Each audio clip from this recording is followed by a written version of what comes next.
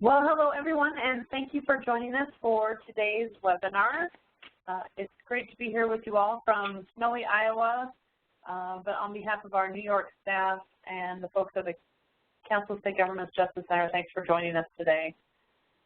My name is Grace. I work with the Council of State Governments Justice Center on victims issues at the agency for the state division, but do a little work on the national division as well, and was excited to introduce y'all to some of my colleagues in Minnesota and Washington State, Jeri and Lydia. To get things started, just a couple of pieces. If you experience any technical difficulties during the presentation, you can always mention something in the chat box or email Keisha directly. Her email address is listed here. Throughout the presentation, I hope you have a lot of questions and are engaged in the topic. And you're going to be able to enter questions in the chat box, and both Keisha and I will monitor that and try and interject your questions as it's relevant to the slides that Lydia and Jeri are talking about. But if not, we'll hold questions till the end, assuming there's time. And then finally, if we have any questions that are unanswered that are relevant to this work and this movement, then we'll try and figure out a way to get answers and have them posted with the webinar and other tools that we have for you from this resource. But like I mentioned, the presentation tools shared today during the webinar will be available after today's event. I want to tell you a little bit about Lydia and Jeri. So Lydia Newlin is the Minnesota Department of Corrections Victim Services and Restorative Justice Program Director. In her work at the Department of Corrections, she oversees all processes associated with victim notification and post-conviction victim advocacy. She's been instrumental in developing processes, protocols, and tools used to involve victims in reentry both in Minnesota and nationally. She's worked with the DOC since 1997, and prior to that, she worked for the training unit of the Minnesota Center for Crime Victim Services, the Department of Public Safety, and served as the Deputy Ombudsman for Crime Victims and the Minnesota Bureau of Criminal Apprehension. She served on the board of the statewide Sex Crimes Investigators Association and board chair of the National Association of Victim Service Professionals, and she's a member of the American Corrections Association of Victims Committee. Lydia's great. I've gotten to know her a couple of times through some work, and I'm excited that she's bringing her experience to this webinar today. Jeri Costa began her work in the criminal justice field as a citizen activist in 1976 for the grassroots victim advocacy agency Families and Friends of Violent Crime Victims. She also worked with the Washington State Coalition of Crime Victim Advocates and the National Center for Victims of Crime before returning to Washington to run for public office, where she served 3 elected terms in the Washington State Legislature, 4 in the House of Representatives, and 4 as a senator. And then when she retired, she served as one of the first community victim liaisons for the Washington State Department of Corrections. I met Jeri when I worked in Washington State, and she was a member of the Paroling Authority in Washington State, the Indeterminate Sentence Review Board, where she was the chair there. And she has also served on the Sentencing Guidelines Commission, the Jail Industries Board, the Correctional Industries Board, the Children's Commission, the Washington State Bar Association Emergency Appropriate Dispute Resolution Committee, the Sex Offender Policy Board, and the Supreme Court's Gender and Justice Commission, among several. But she currently works in Washington State at the Department of Corrections, and we're really excited to present, have both these folks talk to you about reentry work and victim services. Thank you. Can you all hear me, Grace? Sure can.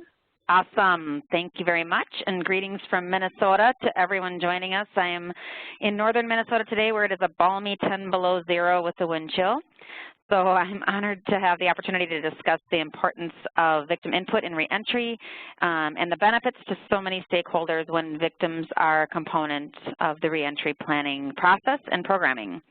As Grace mentioned, I'm the Victim Assistance and Restorative Justice Program Director for the Department of Corrections, and have spent 21 years working with the DOC and have been extremely fortunate to work in an agency that has valued effective reentry planning and programming for over a decade, and has also implemented a culture within our prison system, as well as our release and reentry and community supervision, which we refer to as our transition from prison to community philosophy, and it's department-wide, and we're really proud of it.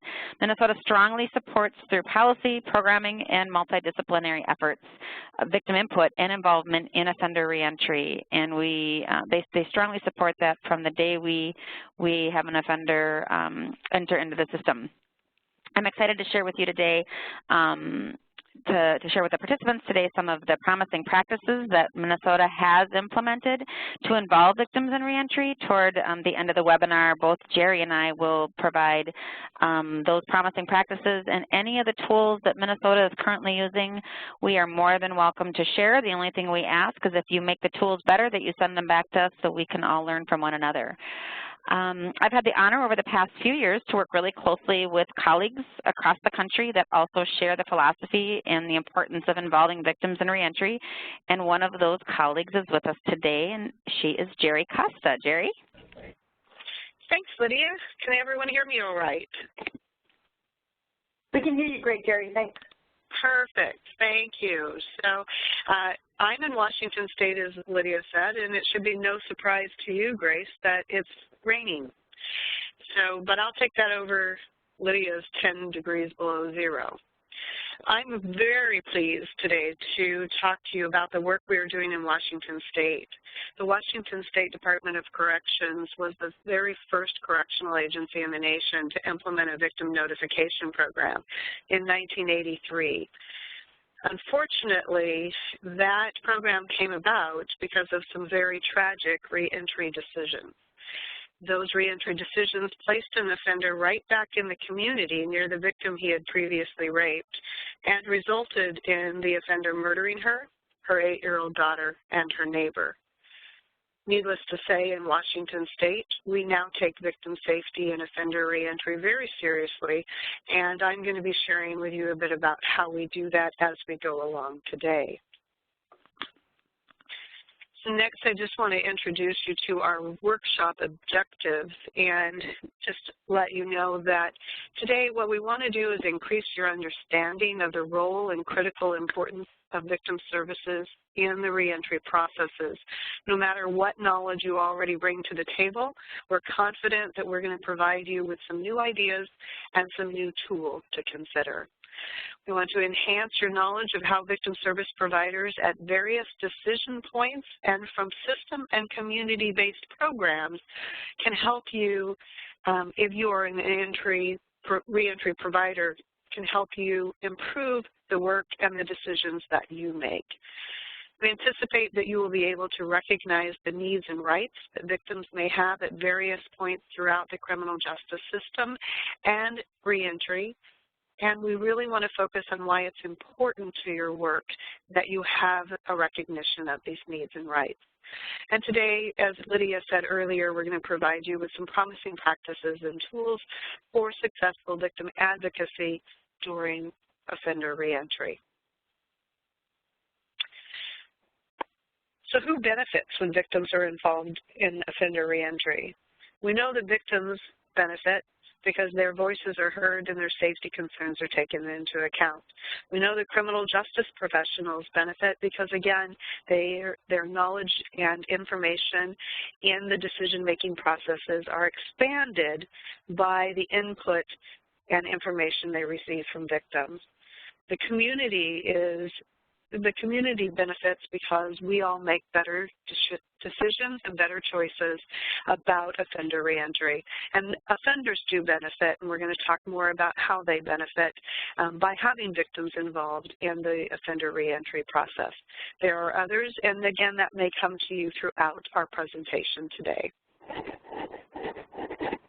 So as Jeri mentioned, victims are absolutely an important part to offender reentry decisions and processes. And one of the reasons that is so important, first and foremost, is to note that all 50 states do allow victims to have statutory rights that must be upheld. Each state is different with regard to the specific language in statute or law, but all states do afford victims rights when it comes to notification, information, participation and input, compensation, restitution is included in compensation, and most importantly, safety and security. One takeaway for each of the participants today would be to go back to your states or your jurisdictions and to find out what those rights are in your specific state or jurisdiction and what resources might be available for the victims that are in your states or jurisdictions. This is critical for several reasons, and I cannot tell you how many times I've had an angry or scared or an upset victim either in my office with me or on the phone, and or corrections or reentry or corrections staff calling me saying, I really need help with this victim, and they're extremely upset saying things like the offenders have all the rights and victims have none. Knowing what rights victims have can be really important when you're working with a victim or working with someone who's working with a victim, and certainly if the victim contacts you or the public contacts you. So knowing what those core rights in your jurisdiction are will be really important for those conversations. In addition, there might be an opportunity to have a discussion about victim rights with the offenders that you're working with. And this is something that we've worked very closely with our case management staff, our reentry staff, and our supervising agents in the field. Anytime that we have an opportunity to talk with offenders about the role that they play with regard to the opportunity for restorative processes, it's really important to make sure that they're also aware of what rights victims have. And it might be helpful when discussing things such as restitution with them or information that might be shared with the victim that a victim has a right to have. The second, notification is absolutely critical as we look at victim rights. I once read that the most powerful healing tool for a victim is information. Notification itself does not keep a victim safe, nor does it provide healing, but it is critical for victims to be able to make the choices and to utilize resources that are available to them for that safety or healing. My takeaway for those of you that are participating is to find out what rights victims in your jurisdictions have with regard to notification, and how many of those rights are what we call opt-in or automatic. Oftentimes, we'll get an angry victim on the phone, especially at the time of an offender's reentry or that planning process, asking why it is that they have not been given information or notified. And for many jurisdictions, anything post-conviction for notification purposes requires that the victim ask to be notified. And victims oftentimes don't know that. So for those of you that are working with reentry processes, a good takeaway is to go find out how it is that victims in your jurisdictions find out about how to request for notification, and maybe what you can do to help get that information out to the professionals that you work with. The second right that victims in all 50 states have is to information. And information is very different than notification. So for example, for victims to be able to have access to or be provided information about reentry planning is very important. And many times I will have victims say to me, well, I'm sure somebody gave me information about that at the time that the offender was incarcerated, but the last thing that I wanted to think about at the time that the offender was incarcerated was what reentry planning might look like.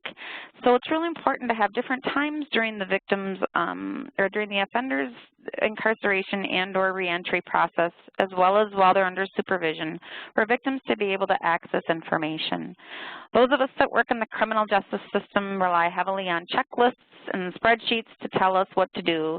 And when we say we notified a victim about an offender's reentry process 6 years prior to their reentry to the community, we maybe should be doing a little bit more to make sure that that information is available to them throughout the process. Oftentimes when victims are informed about what the process is and what their role might be, they're less likely to be, it reduces their fear factor oftentimes, as well as it makes them realize that they are part of the process and can be actually helpful for the offender's reentry. Participation and input is absolutely critical. Oftentimes, people will say, I know that the victim impact statement was presented at the time of the offender's sentence. And that information is very important to have for the decision maker at that time. However, a victim's experience and the impact that the offense, as well as the time since the offense, has had on their life and on their family life changes. It doesn't just stop at sentencing. And so having opportunities for the victim to be able to participate as well as have input throughout the incarceration process as well as during the reentry process can be absolutely critical, both for the victim to be able to have their voice in that, but also for decision makers that are making decisions about an offender's reentry process to be able to know if maybe there was additional offense behavior or behavior that was concerning to the victim while the offender was incarcerated, or on the flip side, many victims care about the offenders that have harmed them, and maybe they've been involved in things like treatment or family group sessions while the offender was incarcerated. And so having that input is also very important. Compensation, Jeri's going to speak to compensation as we move forward through this process, but it's real important at the time of an offender's reentry to revisit the issue of compensation for victims. Finally, safety and security. Victims have the right to be safe, and they have a right to have things in place to assist in that safety and security. And getting information from the victim at the time of the offender's reentry is absolutely paramount in those decisions, both in programming as well as supervision and the process and programs that will take place upon reentry.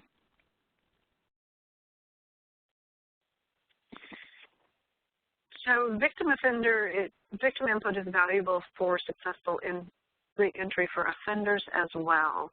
And how is that? When we talk about programming, oftentimes the victim, in many cases, knows the offender better than we do. They have information about what kind of programming the offender really could benefit from. So while we do all of our intake processes and go through risk assessment instruments and identify various programs, there are sometimes things that we miss because most of those instruments depend on the input from the offender, who may or may not be giving us the full story. So the information that victims can provide about the offender's needs, their risks, the things that their behaviors in the community can help determining what the appropriate programming for this offender might be for successful reentry. It can also help us determine what are the appropriate conditions for supervision for this offender. Are there geographic restrictions that need to be put in place? Are there other kinds of conditions that will assist this offender in being successful? Do they tend to not have enough things to keep them busy in the evening, and if they don't, then that's when they tend to go out and get into trouble? So are there some curfews that we need to put into place? You know, things that we can incorporate the information that the victims give us into those conditions of supervision that can mitigate risk and also enhance the programming and the supervision of the offender.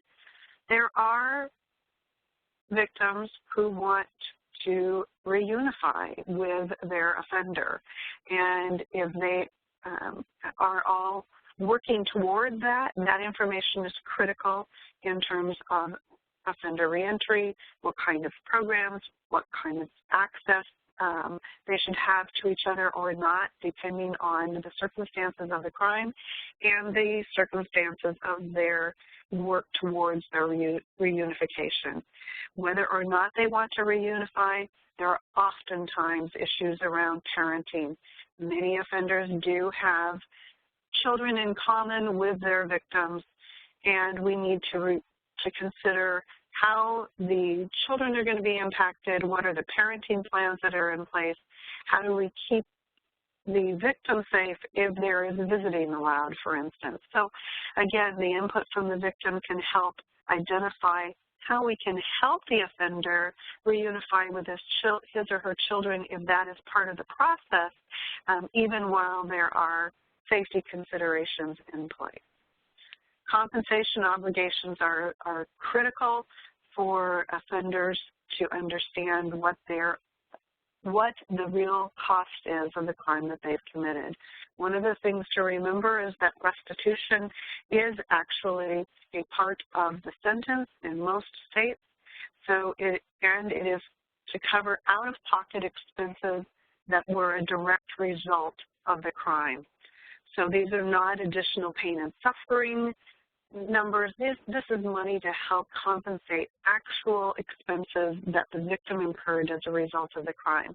So compensation and restitution obligations, as well as child support obligations, are very critical as part of that offender reentry. And we know that offenders come out oftentimes with a huge bill hanging over their head, but those are obligations that they've incurred, and we need to try to help prioritize how those obligations are repaid. Housing and employment as well can be valuable for identifying what's the appropriate housing and employment for this particular offender. The victim oftentimes can share information with us about where the offender worked previously, what their behaviors were, going to and from work, not showing up, calling in sick. Those kinds of things, again, can be helpful for the reentry specialist, understanding, getting a full picture of the offender so that, again, we can help the offender be more successful in reentry. And, of course, the bottom line is that we want to reduce recidivism. We want the offender to be successful so that they can reintegrate into a community, whether they're reunifying or not, but we don't want to see them back in prison. So victim input can be very valuable for offenders through that reentry process as well.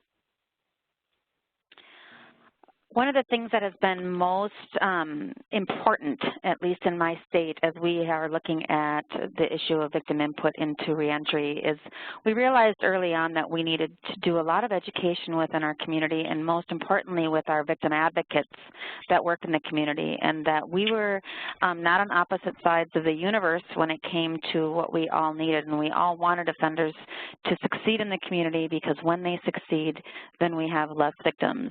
And so it was real important to involve victim advocacy and to have our reentry program coordinators and those that are working with reentry to begin to meet and to do cross-training and to do brown bag lunches with our victim advocates as well as with our community.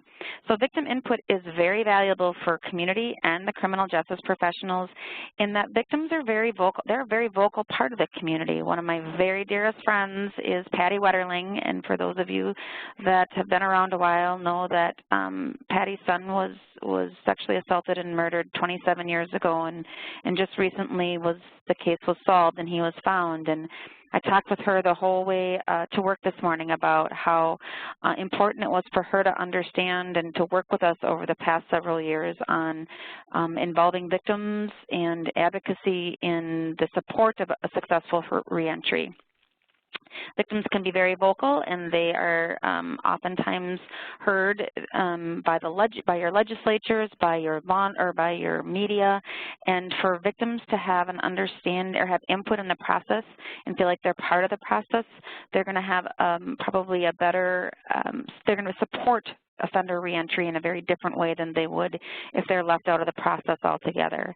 The other thing that I would say is victim input is incredibly important for criminal justice and especially our supervision staff's safety. Our supervision staff that are working with offenders after reentry or upon reentry can be very vulnerable if they don't have the information that is necessary to prepare and create a reentry plan that both helps the offender succeed but also helps our supervising agents and our parole agents to remain safe. Making sure that there is domestic violence is a good example. We have many of our population who are incarcerated that are incarcerated for offenses other than domestic violence. And oftentimes getting input from victims that maybe aren't the victim for the offense that the offender is serving their sentence for can be very important, especially if we're dealing with something such as domestic violence.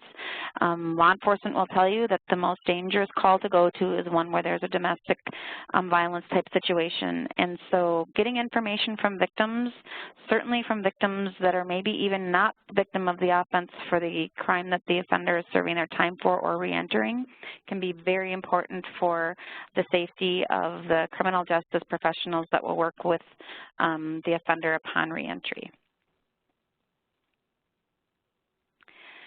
So as I mentioned earlier, victims have rights in all 50 states, but what's very important, as I also mentioned, is that we don't just mark off our list of things to do, that the victim was notified, that they got a brochure that gave them information, that they got a letter that said that they can participate by sending in any concerns that they have, or that they were informed by a brochure that they have a right to financial assistance or compensation. What's more important as you begin to look at how you're going to involve victims in your reentry programming and processes is to ask the questions that are a little bit more broad and less of questions that would necessarily be marked off a list of things to do. But in each individual case, what might the safety and security issues be for this particular victim?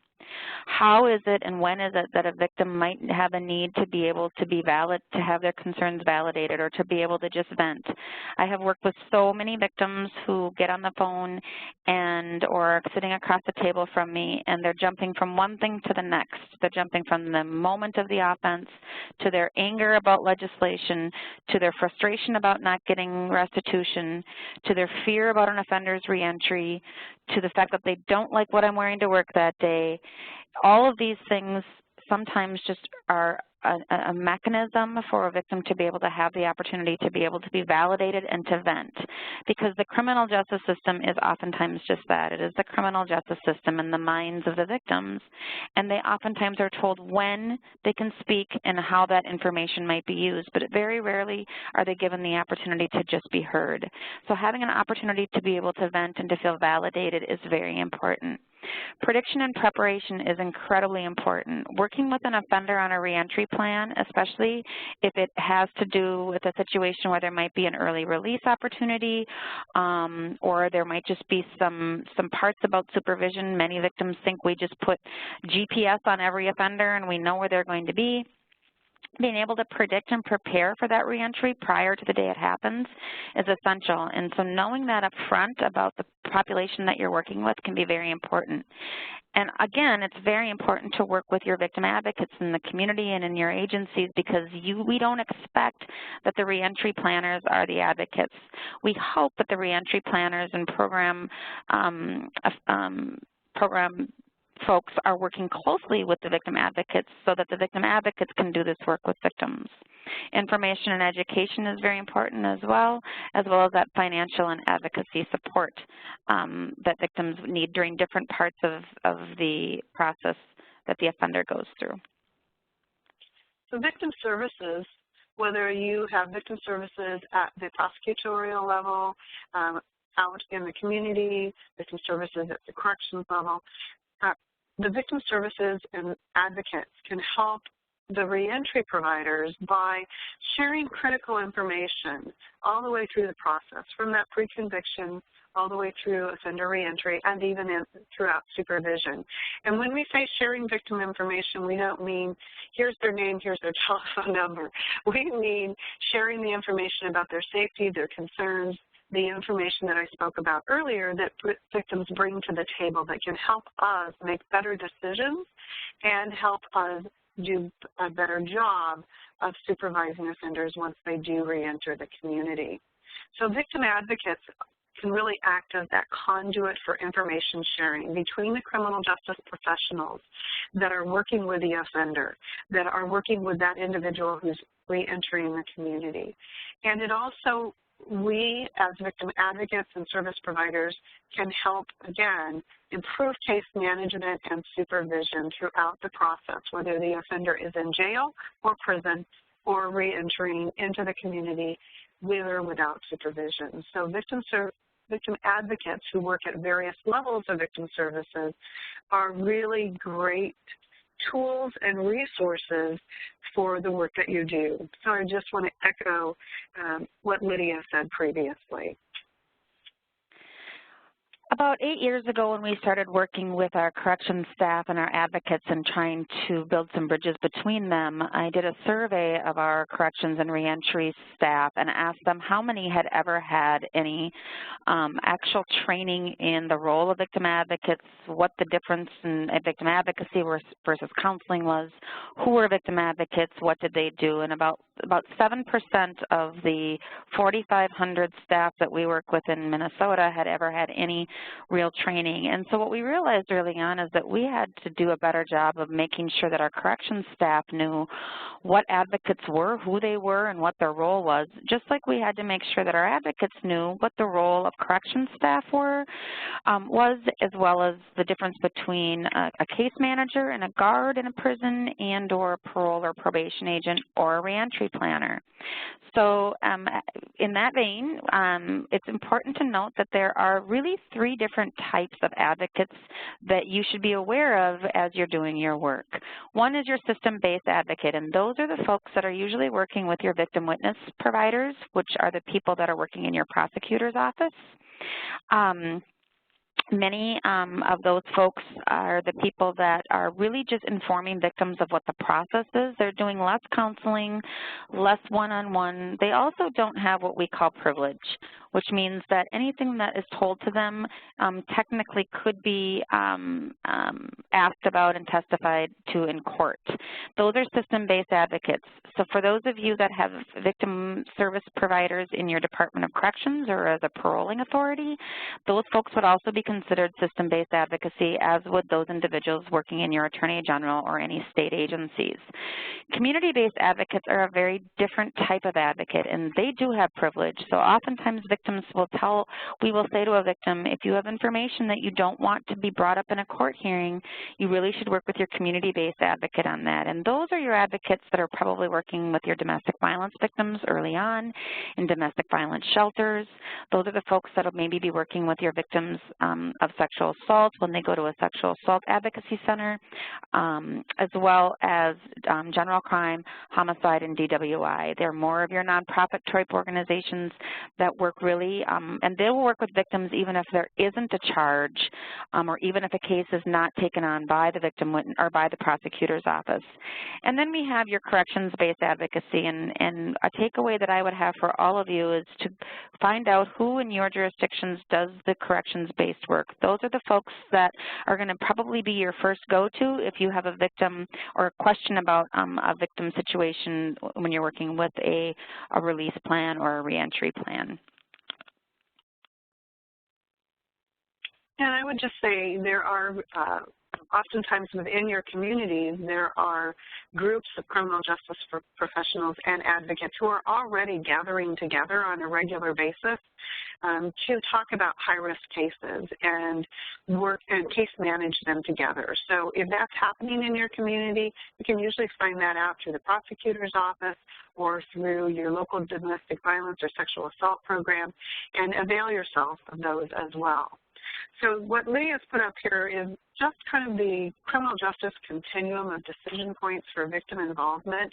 We're not going to spend a lot of time on this. I just want to remind you that throughout each of these decision points, there is an opportunity for victim involvement, and there are also rights that victims have for input, being present, being informed, throughout this process. So each of these decision points are decision points throughout the entire criminal justice process where we're doing our thing over here, but victims have rights and input throughout that process, and we should begin our conversation with them early on and know who those advocates are that work in each of those decision points within your jurisdiction so that you know who to reach out to. So you might be asking, what does participation and input look like, or how would it be helpful, or what would that look like? And the first and foremost, I would say safety concerns. Safety concerns are something that we don't often hear about and oftentimes are unaware of while an offender is serving a sentence in a jail or in a prison. So first and foremost, getting information and having victims be provided the opportunity to participate in reentry planning should be around safety and safety concerns. concerns. However, there are many other areas where victim input can be really important. So for example, in programming, again, I mentioned earlier, an example is an offender who is serving a sentence for a DWI. The programming might be really focused while that offender is incarcerated around the chemical dependency use. But looking back in an offender's history or hearing from an offender's family that maybe there is some domestic violence behavior as well, that information can be very helpful for reentry planners as they begin to look at what programming might be available in the community. In addition to that, many victims want to participate in programming with the offender, and so having that input from the victim early on can help in really not re-victimizing a victim by asking them if they want to participate, which in itself can be very re-victimizing if a victim does not want to. But for those victims that do want to participate in an offender's programming, having the opportunity to be able to provide that information to reentry planners is critical. Case management and release planning, the same goes for case management and release planning. Knowing what or having victims provide that information, as Jeri mentioned earlier, that you might not get anywhere else, can be critical in the decisions that you make with regard to case management and release planning for that offender. Restitution, Jeri's going to talk about restitution in a little bit, but what I would suggest that everyone do is to go determine how it is that your state manages restitution recovery while an offender is incarcerated. And is the incarceration facility aware if restitution is even owed? And I'll talk about how we get that information from victims in a bit. Reunification and parenting. Not all victims see themselves as parents or as victims, and many do choose and want to reunify after an offender is released. So knowing that up front can help us utilize the opportunity that we have when an offender reenters the community to be able to be connected with those resources. What we don't want to have happen is to tell an offender you absolutely cannot have any discussion about reunification, especially if the victim wants to reunify, and until the absolute day that you go off supervision. The time to not begin reunification discussion should not be when the offender is no longer under supervision, when we don't have an opportunity to assist in getting them to participate in what that process might look like from a healthy standpoint. Victim-offender contact, again, knowing before a reentry plan is put into place what a victim is wishing for with regard to contact can both make it easier on the victim from the standpoint of their safety, but also on the supervising agent who will eventually have to deal with that victim-offender contact, especially if it's something that both parties want. Finally, restorative justice opportunities. Many victims will come to me at the time that they get notice that the offender is reentering and want to know if the offender has ever chosen to apologize, written an apology letter. Sometimes, last week I got a call from a mom who said, I just want to know what my daughter's last words were. If you believe this individual is safe to go back to the community, I have to trust that. But sentencing didn't do anything for me to get the answers that I needed. And so now that I know that he's going to be getting out, can you help me get some of the answers that I need to be able to move forward? So getting victim input at reentry can open up those doors and provide opportunity for healing for victims and also for offenders who do want to take responsibility and be accountable. Participation and input, I'm not going to read the slide to you, but you will have it in your handouts. But this is the different timelines and the processes that victims have. So a takeaway would be to go back to your jurisdictions and find out, are there processes for victims to provide input? And where do those fit in your system? And are there opportunities to be able to go beyond just the victim impact statements and maybe get information from victims later on in the process as well?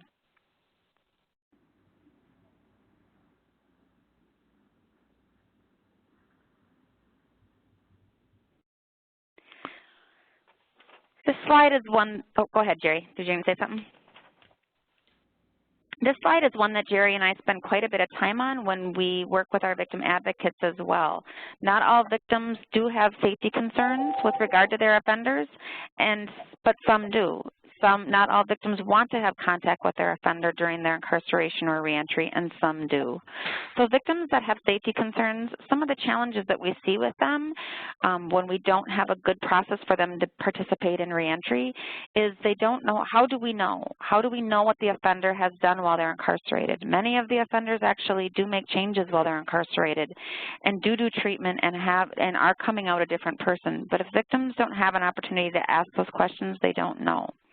What can we do? What role can a victim have in those processes? We oftentimes hear those questions as well. And who are our partners? Who can help us put a safety plan together or get the information that we might need as the offender begins to reenter? Opportunities for victims that have safety concerns when we think about involving victims in reentry is that victim notification provides a foundation. So knowing that victims have requested notification up front can help you as reentry planners know that the victim wants to stay involved and wants the information. One of the challenges that we have is we don't want to reach out to victims after an offender has been incarcerated at the time of reentry if we don't know that that victim wants to have that contact. People sometimes think that all victims would want to know and stay engaged in the process, and some victims decide that they don't want to do that. The challenge is making sure that all victims know that they have an opportunity to do that so that we're not reaching out to those folks that might want to participate.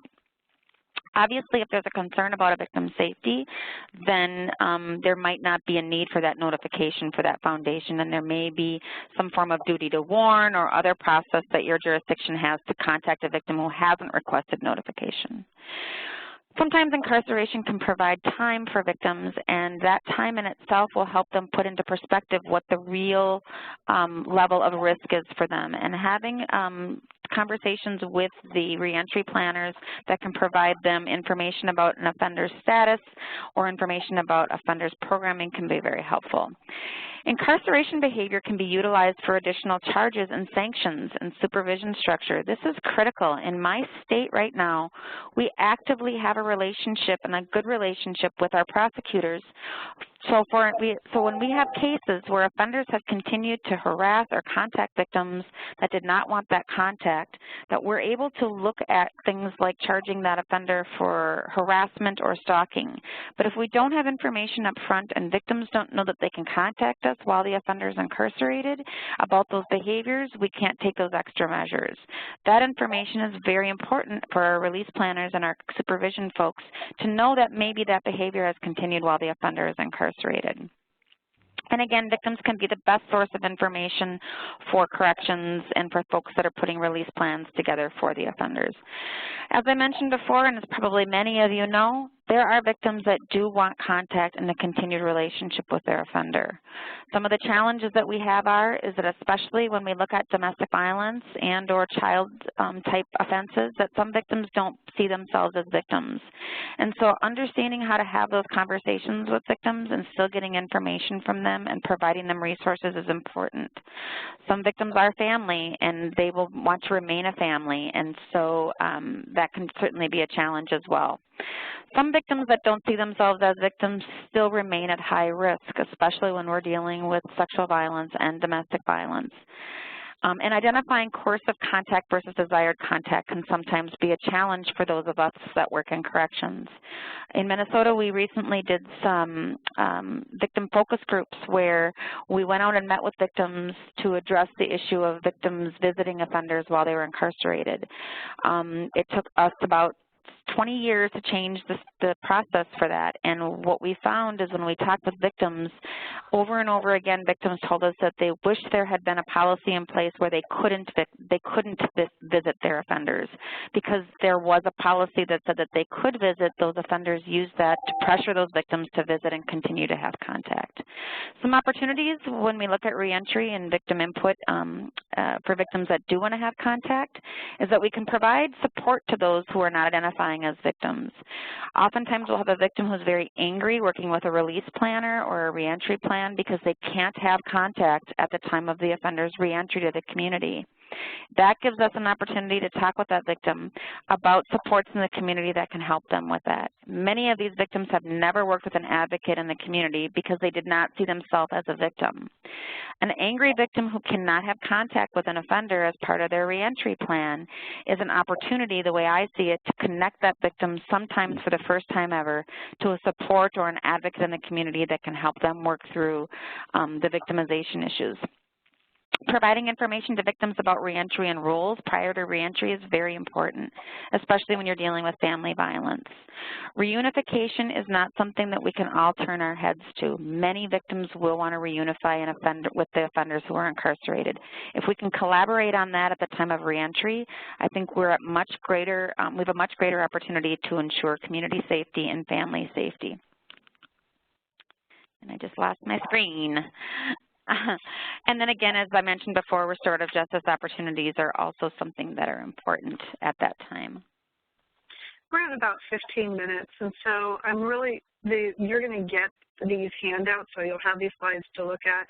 One of the things that we want you to keep in mind is what visitation is allowed and not allowed in your institutions, and how is that information shared with victims. So that information is on a slide. If you want more information, we can fill you in on that. I'm thinking, Lydia, in looking at our time, that we should probably just jump ahead to the actual tools, so probably up to slide 30 or okay. even slide 29. Yep, let me just quickly talk about protective orders because I think that's important. So protective orders are very different in each state, and the laws are very different, and it's something that's very important for anyone working with offenders that are either incarcerated or looking at reentry, and they're very confusing. Oftentimes, an offender or a victim will believe there is a protective order in place, and there is not. So going back to your jurisdictions and understanding both when protective orders are valid and when they are not, as well as having that communication to victims during the reentry process, and also being very clear with offenders on what protective orders are in place can be very important in those reentry plans.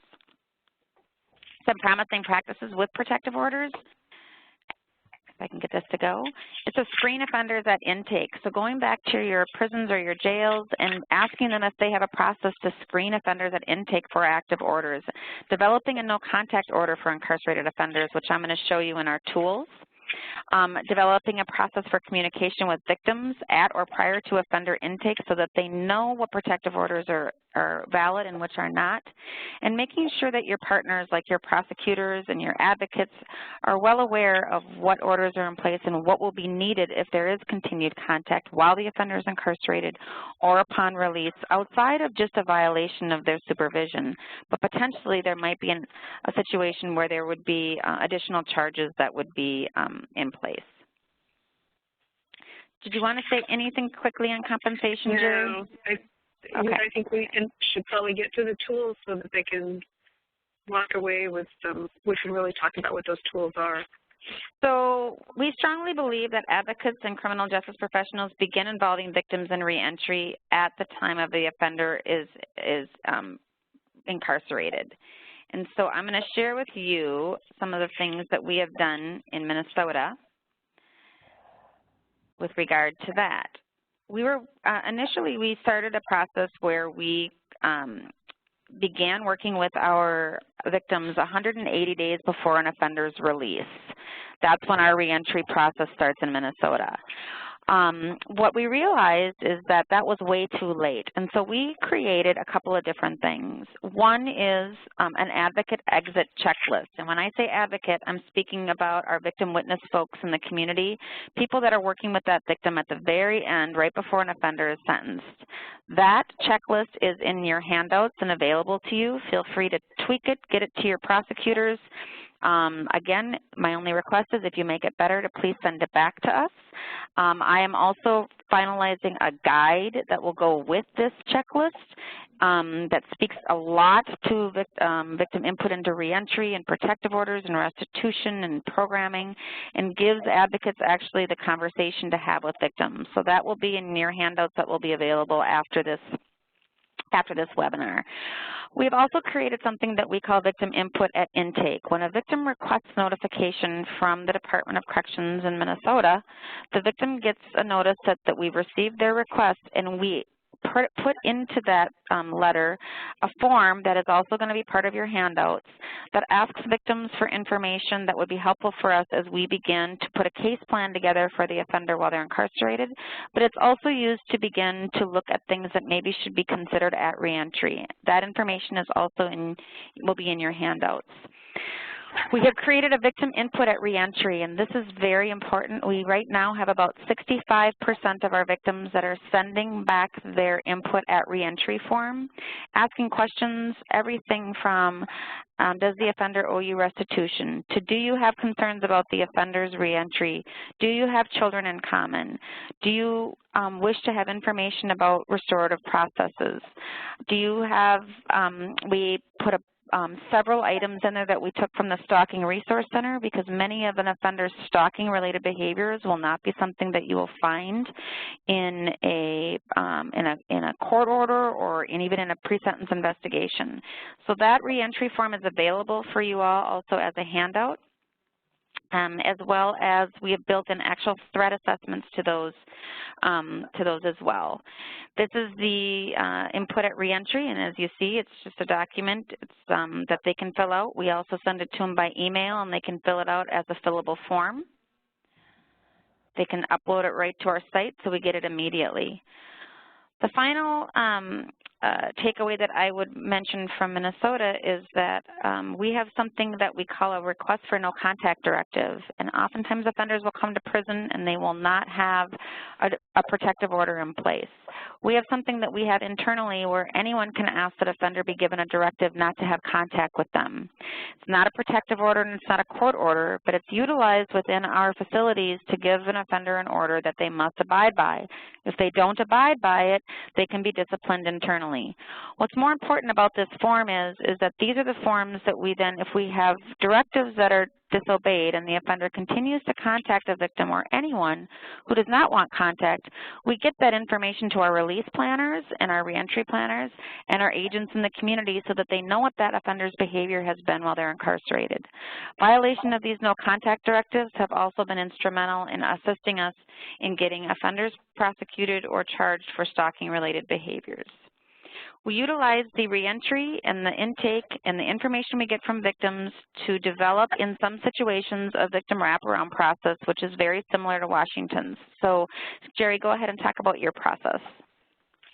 So in Washington, what we do is if there has been a threatening behavior by an offender, or if the offender has indicated that they are going to continue a relationship with a victim of past violence, we will contact that victim or potential victim and ask them about their concerns and let them know what the threat is or if there is an intention to continue a relationship, and we will ask for their input. Then if they are concerned for their safety, we will develop with them a very intensive supervision or safety plan that is really unique to that particular victim, their community, and the offender. And so we pull together the folks that work with the offender in the institution, the case manager, the folks that will be supervising the offender out in the community, and anyone that the victim wants to participate in the process of an in-person safety planning victim wraparound meeting, which could include local law enforcement, their community-based advocate, and even perhaps their employer or other family members. And together, we identify what the issues are of risk for this offender and for the victim, and then identify how we're going to mitigate that risk. And everyone has a role in that. The victim has particular things that they're going to need to do to increase their safety. We in the Department of Corrections are going to have particular things we need to do, all the way from oftentimes we just send somebody out of prison with a, here's the bus pass, and on your way, go report to your community corrections officer within 24 hours. And we've got a very big safety concern, and we've done a victim wraparound process, that might change. We might actually have a staff member going to the prison and picking up the inmate and then bringing that person to their office, getting them situated, doing their intake with them, taking them down to register if they need to at the sheriff's department, and perhaps even putting GPS on them. It depends on what is involved in that victim wraparound safety plan that we develop, which also helps us develop the communication priorities of what information the victim wants to know about while the offender's in the community, and who's going to share that information with them, and who do they contact in the department if they have particular concerns. So that victim wraparound process happens at the end of the system and can be very encouraging for victims, can help increase their safety, and it gives all of us within the criminal justice system more information to help kind of put a cocoon around that victim as much as we can. And in Minnesota, we've done several of these, and just recently we had 3 different cases where an offender did cut their bracelet and was going for the victim, and we were able to get the victim into a safe place. And as a result of those stories and those success stories, victims are safe, but more importantly, or just as importantly, the offenders are identified and found very quickly, much quicker than they may have been otherwise. So we are at the end. I know we've got about 4 minutes left for any questions, and I'm not sure how we were going to do that. Grace, are you there? I am, Lydia. So Lydia and Jeri, the questions that seem to be popping up in the chat most often are about what training you would suggest for victim advocates and how you get people better prepared to work with victims through the reentry process. People have questions about the technical pieces around training. Okay, so I can speak to Minnesota. Minnesota has created a corrections and reentry 101 for our advocates, and worked with our Prosecuting Attorneys Association to make sure that all of our victim witness were trained in it. And we have created a corrections and reentry 101 that our Bureau of Criminal Apprehension has online for our community-based advocates.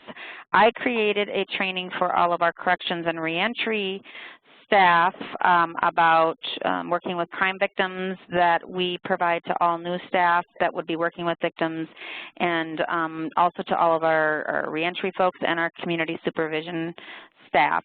It's specific to Minnesota, but I'm more than willing to share it or assist in developing one for other states. And I would also add that almost every state has a Victim Services Academy that is put on by their State Victim Services Coalition, VOCA funded, and I know Grace probably has more information on that for folks. But those are things that you might avail yourself of, is that academy. Also online, the Office for Victims of Crime at the Department of Justice does have online training about victim advocacy as well. I would recommend, if you're going to do this around reentry, that doing collaborative training and cross-training is critical, including we do a lot with role